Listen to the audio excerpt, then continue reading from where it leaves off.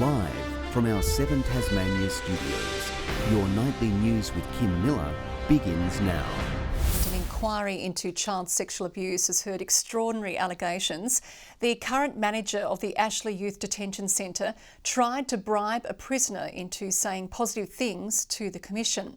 The manager denying the claims, also speaking of the challenges he faced working at the facility, and a warning some people may find this report distressing. Opening up about his time inside. A former detainee known as Max first entered Ashley at just age 12. During his stints, he says he was physically and sexually assaulted by fellow inmates, including one instance where his offenders tried to use a ping-pong bat. He also accused centre staff of similar things, including invasive strip searches. Threatening to speak up, he says staff told him no one would believe him, also adding it would be a dog thing to do. And when he did complain, he says it was getting back to the staff. Max also called for more CCTV in both replacement centres, saying his assaults occurred where there was none, something he believes staff knew. At the end of his testimony, a shock claim emerged. Max saying centre manager Stuart Watson visited him after agreeing to talk to the Commission and offered extra privileges if he said nice things about the centre, describing it as a bribe, claiming Mr Watson told him the Commission was already busy dealing with fake allegations. In a twist of fate, Mr Watson also gave evidence today, denying Max's version of events. I'm confident that I didn't bribe or incentivise Max to provide or not provide information to the Commission. Adding any discussions were about helping Max achieve his goals. It was absolutely nothing to do with the Commission of Inquiry, and all I was trying to do was to provide Max a pathway.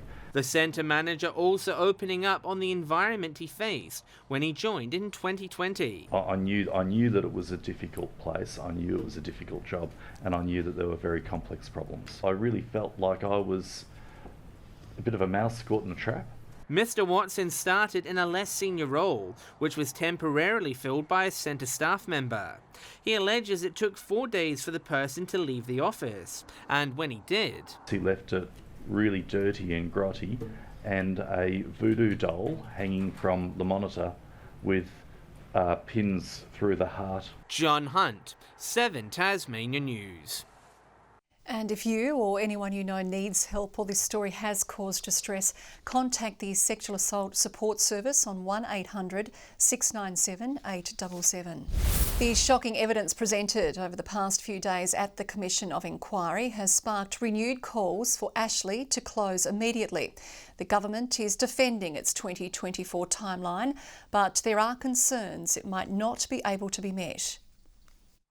The focus of this week's horror hearings, advocates say the closure of Ashley can't come soon enough. There is no reason for it to be open. It's inhumane to keep it open. Last year, a timeline was set of 3 years to close the centre and replace it with a therapeutic care model. Amnesty International and UNICEF are among the organisations urging more immediate action. We've heard from experts that there is no need to keep it open, that the children currently there can be placed in alternative placements very simply. There's been significant improvements over the course of the number of years, even since 2019. Ashley is a place that is irredeemable.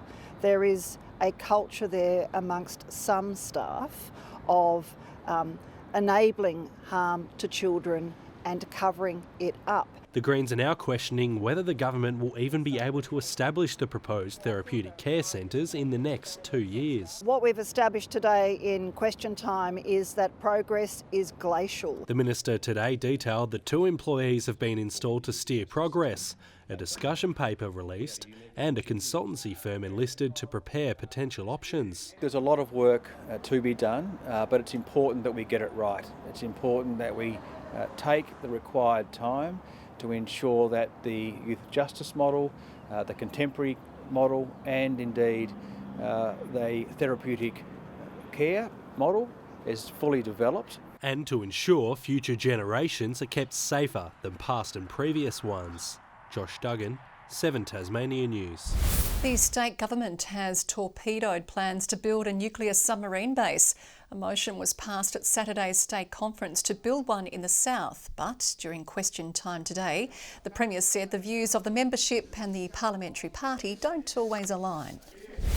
A plan has been hatched to attract more mental health workers to Tasmania. The state government and UTAS today launched the Centre for Mental Health Service Innovation, offering research opportunities to future working psychologists. We have a lot of Masters of Clinical and Professional Psychology and our PhD students. This is a wonderful pathway for them. There's a lot of centres around Australia that might focus on a type of disorder, maybe schizophrenia or bipolar disorder. This will specifically focus on service innovation with real patients. They say there are improvements to be made in helping at-risk groups such as children in out-of-home care and First Nations people. The Bob Brown Foundation is claiming a win after halting Tassal's salmon operations in the Tasman Peninsula. Protesters are angry over the impact industrial fishing is having in Long Bay, accusing the Premier of turning his back on the environment. Launching a standoff at sea. I'm asking you turn around. And we're not going to let you put salmon here. Bob Brown protesters taking their fight against the salmon industry to the water, blocking Tassal's attempts to unload fish into 16 empty pens in Long Bay. The self-proclaimed ocean defenders lasted several hours before being moved on by police. The target of their action, Tassal's vessel the Aquaspar, delayed but not defeated. Community concerns surrounding the Tasman Peninsula salmon pens have been swelling in recent months, with fears over their impact on the local ecosystem. This is an appalling piece of environmental destruction and an insult to the lifestyle of Tasmanians who love our coastlines. Bob Brown accusing the Premier of being missing in action when it comes to protecting our waterways. Well, that's rubbish. We have had significant reforms over the course of the last 8 years, and Tasmanians can have confidence that this is a well-regulated industry. Bays like Long Bay and the Channel and the Huon and Storm Bay are no place for industrial fish farming. Get them out of there, Premier ROCKLIFF. Give Tasmanians a break. In a statement, Tassal said today's protest interrupted safe passage of their vessel to the salmon farm, adding the safety of our people and animals is our priority, and our crew and farm staff acted professionally to protect them. But with neither side backing down, this water fight is far from over. Melissa RAITT, 7 Tasmania News. Police are investigating whether speed and alcohol were contributing factors in a scooter crash at Newnham last night. A 37-year-old rider was transported to the LGH with non-life-threatening injuries after crashing on Georgetown Road around 9 o'clock. The area was closed for 2 hours while investigations were underway. Electric scooter users are being reminded to wear a helmet, obey the speed limits and don't drink and ride. The mobile health clinic providing free GP services to vulnerable Tasmanians has received a $30,000 upgrade. The funds stemming from North Hobart's Rotary Club, which last year committed to supporting the state's growing homeless population. It's hard enough when you do have a house to get in to see a GP, but when you have no fixed address, that actually complicates the system even more. A problem that could be dealt with easily grows, and then that person becomes an emergency problem, and that's when we have to start calling ambulances and taking them to the Royal. The new and improved van will see healthcare practitioners in southern Tasmania travelling to shelters, accommodation venues and the Hobart Mall. Tasmania's premier agricultural event is back for another year, with AgFest returning to celebrate a big birthday milestone. We're taking a look behind the scenes as hundreds of exhibitors prepare for festivities to kick off from tomorrow. The wheels are in motion for the 40th annual AgFest. The site is well underway. There are cars absolutely everywhere. We had a bit of rain yesterday, but that's not diminishing our smiles at all. We're so stoked to be here with gates opening tomorrow at 8 o'clock. Even the mud couldn't deter the excitement. There's always mud. It's not AgFest without a bit of mud, but I think that's half the fun. Putting the finishing touches on their stands, just under 500 exhibitors will feature. Final preparations for the AgFest boat show underway. We've got all the main dealers, boat dealers. We've got boat equipment.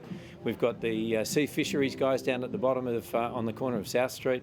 ASHGROVE showcasing its local produce. It's all about the cheese, so we've got some mega cheese show bags. We've got, if you're hungry, we've got a really cool little picnic box with crackers and quince paste, and everything's been made locally. We've got livestock, we've got cattle handling. There is just so much, and there's something for everyone. Organisers are expecting big crowds at QUERCUS Park over the next 4 days, offering up their top tips for patrons. Bring your gumboots, you're probably going to need them, but yeah, just bring warm clothes, bring your smiles, bring your shopping bags, and have a great day. MAKENNA, BAILY, 7 Tasmania News. Most coastal towns can count on having 3 things: a church, a pub and a footy club. But this year Bridport has been missing its local footy fix after its team went into recess. Now the club is declaring it will be back in 2023 with a new coach and new enthusiasm from locals.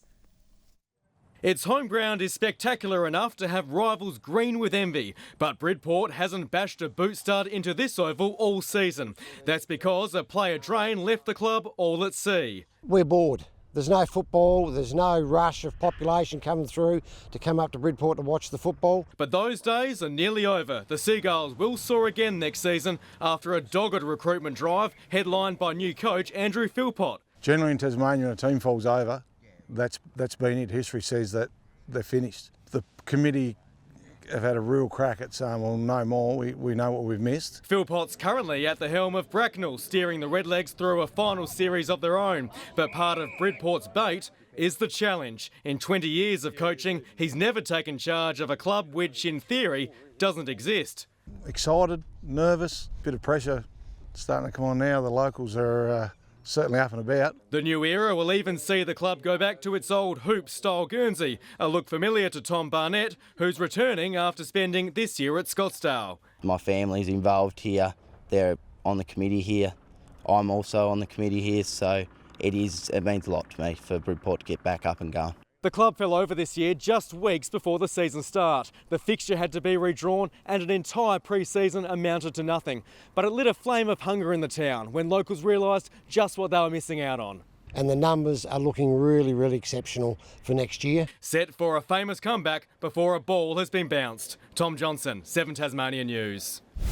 A new Tasmanian family is owing the survival of their premature son to the Ronald McDonald House, which kept them within arm's reach of medical care. The charity's 24-hour Matched Giving Day appeal, starting tomorrow, aims to provide more families with financial and emotional support. Overjoyed with the news of their first child, Kerry and Gerard's elation was quickly overshadowed by fear and anxiety. Doctors making the urgent call to bring baby William into the world at just 27.5 weeks. A featherweight 711 grams, his entire fist able to fit through Gerard's wedding ring. They literally took him straight out of me into the incubator, and that was it, up to the NICU, and I didn't get to see him until the next day. Living in Launceston at the time after relocating from South Africa, Kerry and Gerard had no family to lean on, suddenly scrambling to keep their heads above water. It did take a huge toll on our mental health. Hobart's Ronald McDonald House providing the pair with endless support and renewed hope. If they're travelling more than 100 kilometres to visit a hospital, then they can stay here at the house and we give them a home away from home for however long it takes. The Ronald McDonald House kept Kerry in walking distance of the Royal Hobart Hospital and connected the couple with a circle of parents, all experiencing the same nightmarish reality. It's normalised an abnormal situation. Being able to come back here and share those good days and bad days, that's special. Tomorrow, the charity's Matched Giving Day appeal is making the rounds for a second year as corporate partners commit to doubling any donations made. Someone that donates $50, suddenly it turns into $100. Tasmanians asked to donate whatever they can to help families in their moment of need. BRIANNA, BOYLEN, 7 Tasmania News. Riverside Primary School has pulled out all the stops in its pursuit of storytelling as part of National Book Week activities. Characters jumped off the pages to take part in the fun, with parents putting in plenty of effort to bring their fable favourites to life. Even the school principal isn't being outdone, with a real-life lamb for a sidekick. She's dressed up for Mem Fox's book, Where is the Green Sheep? I'm the green sheep, and everyone else on the staff is dressed up in different sheep costumes. Book Week has been running nationwide since 1945 and encourages young people to find a love of reading. Premier League hockey's in-form side can only get better. University is still missing Ken Johnson and Lockie Murfitt from the Northwest Coast, but that hasn't stopped the side from a golden run, dropping just one game in the last 7 rounds. A change in attitude is being credited. Our mindset really hurt us last year. So we've been approaching games, we've just been trying to see where we are and go out there and try and get wins by playing positive. Emily Donovan is also in form. The Diamondback skipper scored both goals in the side's 2-1 win over Derwent. Junior players look up to the veterans' leadership. She also lifts us as a team and really connects us, makes us juniors feel like we're a part of the team. There's one more round before finals and the pressure's on Northwest Grad's men's side, which must win to keep its season alive. Good evening. Wearing the yellow for the next couple of days, supporting Cancer Council Tasmania's Daffodil Day, which is tomorrow. So try to seek out some merchandise or just donate if you can. How'd you go handling the cold weather today? Chilly right around Tasmania. Hobart just managed double figures today. Launceston reached 13, Burnie 11 and Devonport 12. Temperatures overnight and today as low as 4 below average. St Helens 13, Smithton, Low Head and the Islands 12, Friendly Beaches, Ooze and Strawn 11, Grove 10, Lyowini 2 after a nippy -4 to start today. Why so cold? Well, here it is, the low-level cumulus cloud moving over the state today in the cold southerly air. That cold air field also moved over the southeast part of the mainland as well. A thunderstorm developed over eastern New South Wales and Queensland. Tomorrow the high centres up over the Bight, a low develops off the New South Wales coast and a weak warm front appears over our region. The winds initially west-northwesterly at 20 to 30 knots, shifting west-southwest in the afternoon and evening. Swells up to 5.5 metres in western waters. A strong wind warning has been issued for waters between Tasman Island for the entire coastline back around and down to Wineglass Bay. Minor flood warnings for the Macquarie, Meander, North Esk and South Esk rivers. Here's the forecast. A shower or two for Hobart, 14 the top, 13 for Geefton, a shower for Bothwell and 12. Launceston tomorrow, cloudy and 14 degrees, same for Devonport apart from a shower creeping in, a cloudy day for Cressy and 13 the maximum. Burnie showers and 13, same for Strawn, a windy day for Curry on King Island with 13 the maximum. St Helens cloudy and 13, 14 the top for Swansea and Orford. On Thursday, showers about the west, central and south, mainly fine elsewhere. Fine on Friday, apart from a light shower over the west and far south, morning frost and fog. And on Saturday, a light shower over the northwest, partly cloudy for the rest. Cloudy weather in Perth, cool and showery for Adelaide and Melbourne, sunny and 17 in Sydney, and fine and sunny weather as well further north.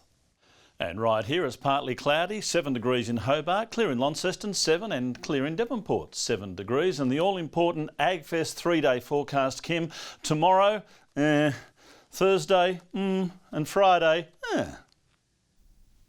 All right, sounds good. Thanks, Murph. It's all your news for now. We'll be back later with updates. For now, it's good night.